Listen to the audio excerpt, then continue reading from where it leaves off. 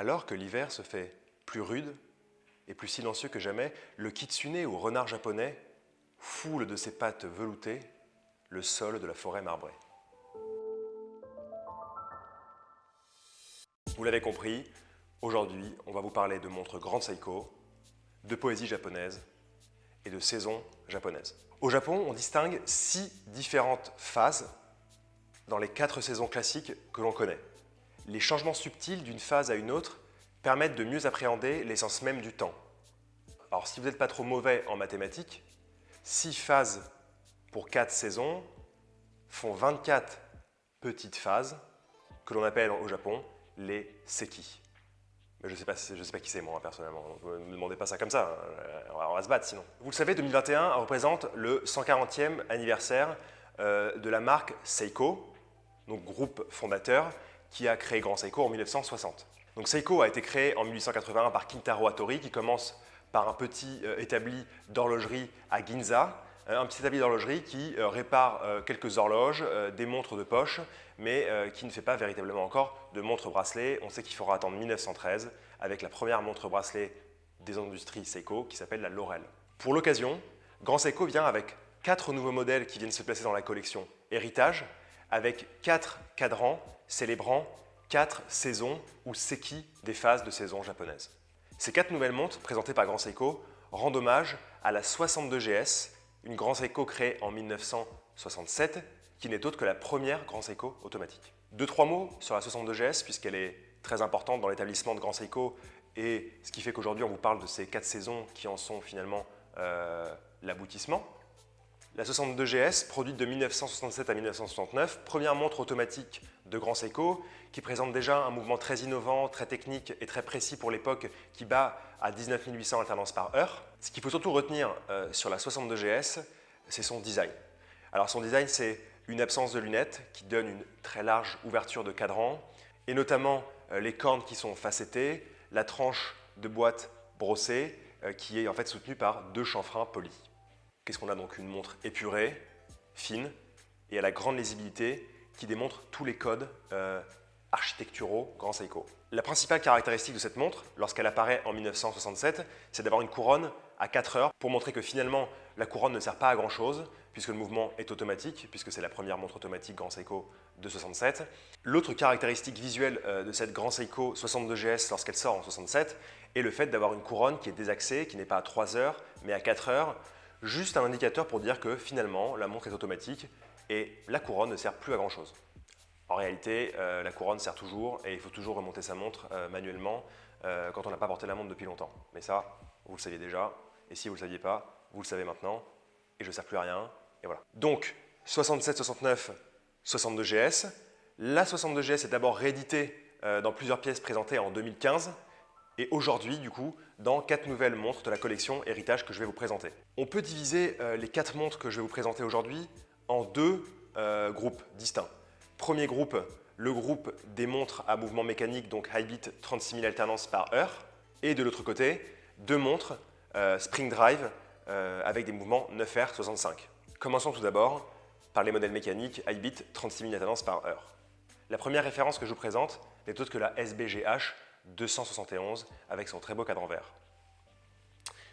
Ce cadran vert est donc surnommé Rika pour les débuts de l'été, vert parce que bercé par le doux zéphyr qui vient en fait lustrer la petite pelouse et qui la rend en fait gorgée de soleil, d'amour et d'humidité. Ça, c'est la poésie japonaise. Donc, elle n'est pas seulement caractérisée par son cadran vert, mais également par des index et des aiguilles en fait dorées. Dans le boîtier que je vous ai présenté il y a quelques minutes, le boîtier de la 62GS, donc un boîtier magnifique par une absence de lunettes qui donne une large ouverture de cadran, des anses facettées et sa bande de carrure encadrée par 2 chanfreins au superbe polymiroir. Mais l'autre chose la plus importante dans cette montre, c'est bien évidemment son mouvement. Son mouvement, c'est le calibre 9S85. Un calibre Hi-Beat qui bat donc à la fréquence de 36 000 alternances par heure et surtout davantage de précision, comprise entre -3 et +5 secondes par jour. La prochaine, toujours donc dans la même sous-collection entre guillemets des montres mécaniques Hi-Beat 36 000 alternances par heure, n'est autre que la Shubun ou la SBGH 273. Ce qui change par rapport à la référence que je viens juste de vous présenter, c'est seulement son cadran. Un cadran bleu qui porte le surnom de Shubun. Le Shubun, au Japon, c'est la phase d'équinoxe d'automne. Donc vous imaginez un peu la scène. La lune est reine dans le ciel, ses rayons éclairent une nuit blafarde, et seul le discret chant des criquets viennent briser sa monotonie.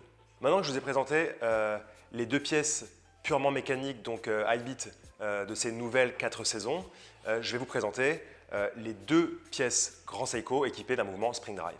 Bon, la première impression qu'on a avec ces deux pièces, c'est leur légèreté absolue une fois qu'on les a en main, puisqu'elles sont, vous l'avez deviné, réalisées en titane, à la fois donc le bracelet et le boîtier. La première pièce, nommée savamment SBGA 415, représente une autre phase des saisons japonaises.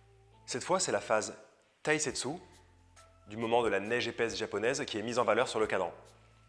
Ce moment donc, comme je vous l'expliquais en introduction, où le kitsune, le renard japonais des forêts, vient délicatement enfoncer cette neige et briser le silence de la forêt et le calme de cette phase si romantique japonaise. Mais elle est un peu froide quand même. Elle est romantique, mais elle est un peu froide. Alors les tétons qui pointent quoi. C'est beau le Japon. La seconde pièce, j'ai nommé SBGA 413. Cette phase, c'est le Shunbun, l'équinoxe printanier.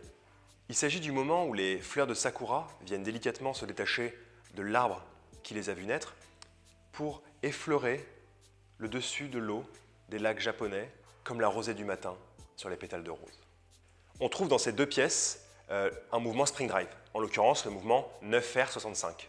Donc Spring Drive, c'est une technologie qui a été présentée par Grand Seiko en 1998, le fruit d'un paquet d'années de recherche qui couple en fait à la fois une partie mécanique du mouvement à une partie en fait réglante électronique. Alors, je ne vais pas rentrer à nouveau dans les détails de ces explications-là, mais vous pouvez trouver dans la vidéo Grand Seiko SLGA 007 présentée il y a quelques temps sur la chaîne YouTube Les Rabilleurs, des indications très précises quant à cette technologie de mouvement Spring Drive. Pas d'inquiétude, on vous met le lien dans la vidéo et dans la description de la vidéo. En haut, en bas. Donc voilà, je vous ai présenté deux pièces high beat, deux pièces Spring Drive, mais toutes ces pièces sont en fait similaires quand on les regarde par deux éléments.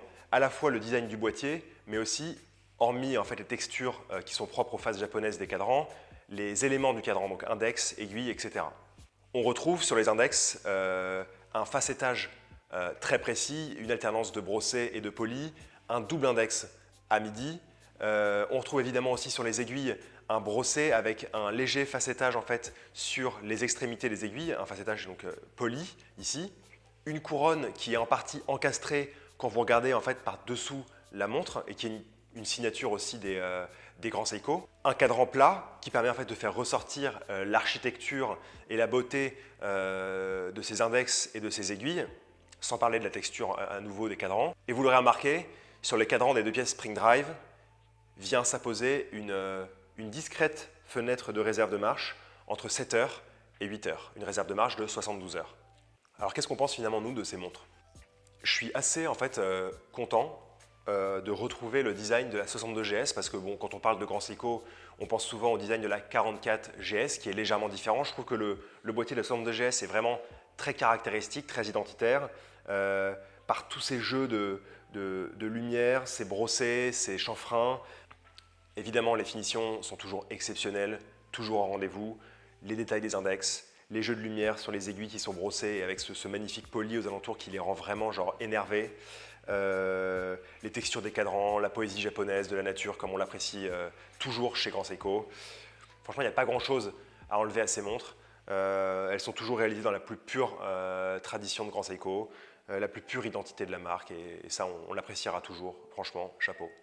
Aussi, la grande force de Grand Seiko et ce qu'on voit dans ces 4 saisons, dans ces 4 modèles qui représentent 4 saisons, c'est que Grand Seiko arrive à mettre des cadrans qui sont extrêmement particuliers, donc, soit qui reprennent la texture de la neige, la texture de la fleur de sakura sur l'eau, les reflets de la lune sur les lacs, etc. Dans des boîtiers en fait tellement bien travaillés, tellement traditionnels et tellement identitaires de la marque que ça rend vraiment la montre intemporelle. On pourrait penser voilà, que le cadran étant un peu fancy, on va vite s'en lasser, etc. Mais en fait non, pas du tout, c'est tout le contraire.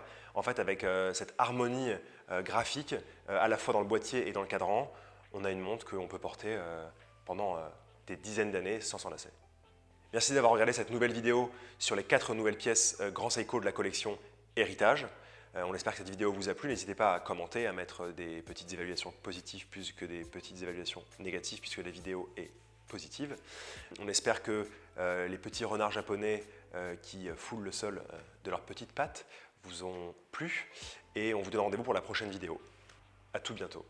Et encore une fois, merci à tous ceux qui nous suivent depuis plusieurs générations, comme à ceux qui nous suivent depuis avant-hier seulement. Vous êtes vraiment très très sympas. J'ai envie de vous inviter à dîner chez moi. Venez dîner à la maison. C'est la famille.